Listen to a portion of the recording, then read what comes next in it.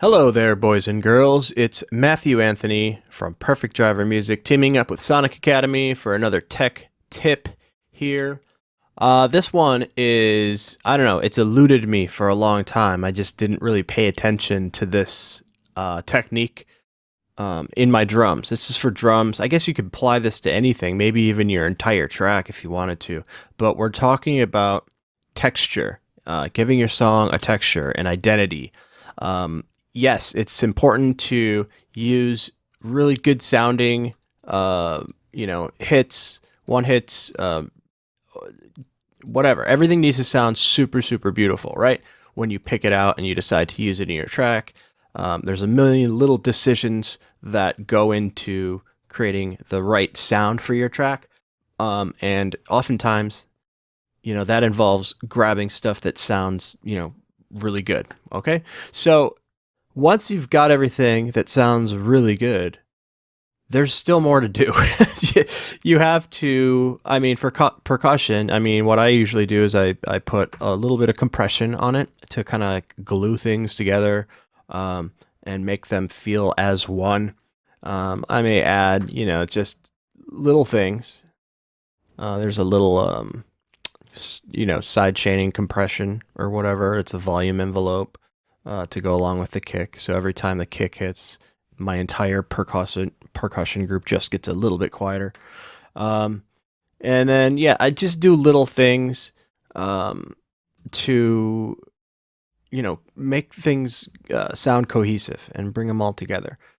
One of the main things, though, that I was talking about, how I kind of just forgot and just didn't really do this for a long time, was adding a little bit of distortion onto your drums to solidify them, just to give them all that same, grittiness or the same bite, if you will. So I'll just go through, a couple super easy, quick methods to add texture to your drums. And again, you can add this to your whole track if you like, but I'm just going to be using it on my drums today.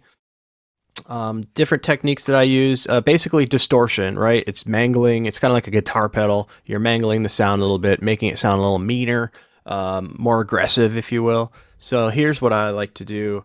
I'll just show you three of them. The first one is Isotopes, Trash. And I just drop Trash on there. And let's see, here's everything. I'm not going to solo anything.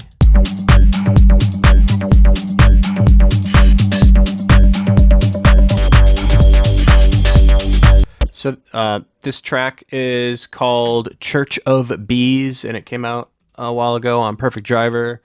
I made this one, and let's just listen to the percussion before we add Trash. So here's what the percussion sounds like. It sounds clean, sounds nice. There's a little bit of distortion. There's a little bit of crackle that I've added to each individual element here, and I'm really happy with the way the volumes are working and everything is kind of like leveled out, and I don't know, it sounds good.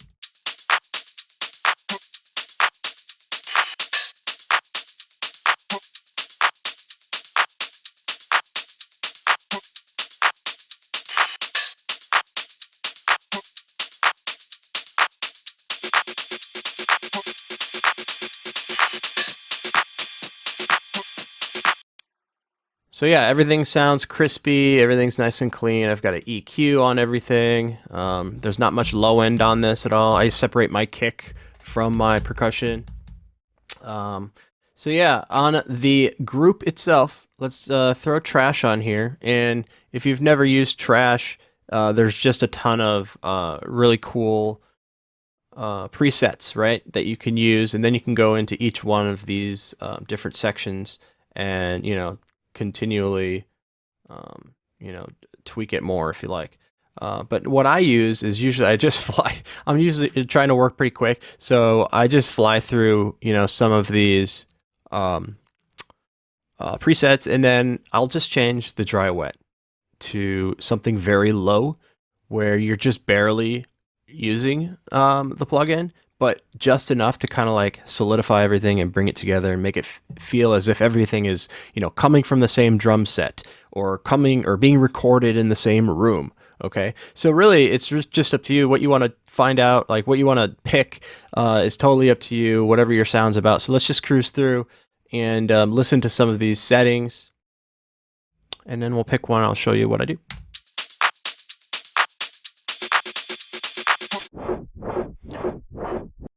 So yeah, a lot of them make it sound completely mangled, and I'll just buzz right past those. I'm looking for something that sounds crispy, distorted, and then I'm going to back off on the dry wet on the mix.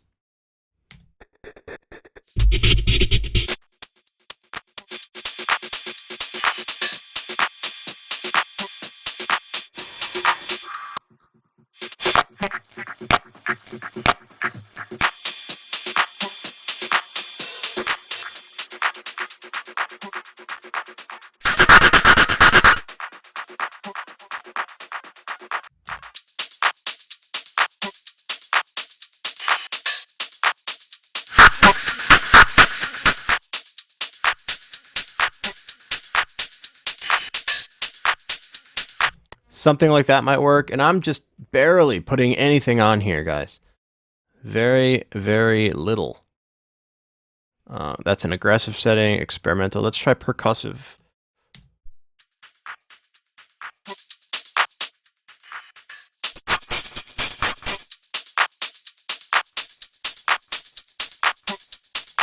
So that's kind of cool. Just, you know, gives it a little something something there.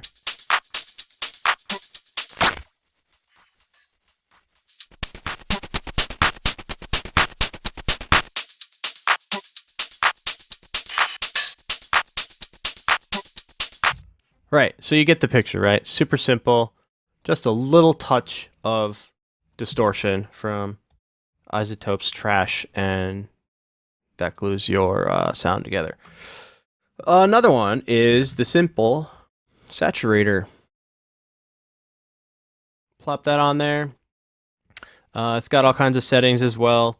Normally what I just do is I just crank up the drive a little bit till I get some distortion, and then I pull back on the dry wet and like slowly mix it in until I hear something. So let's double click on these, and yeah, okay, cool. It's back to its factory setting. Let's play it once.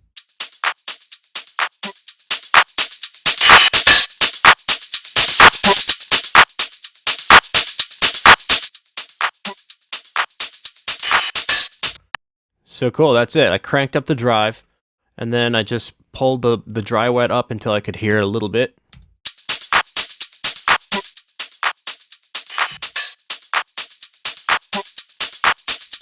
You know, just makes it a little more meaner.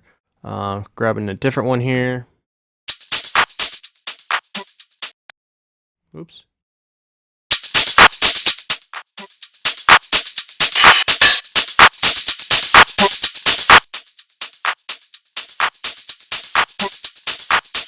There you go. That is texture, boys and girls. Cool. So deleting the saturator.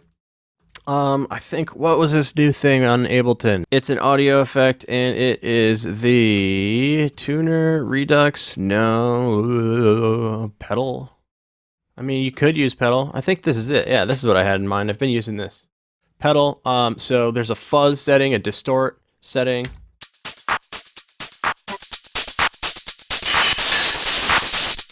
And again, you've got your dry wet.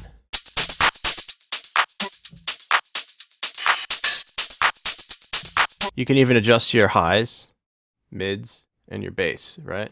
Check this out.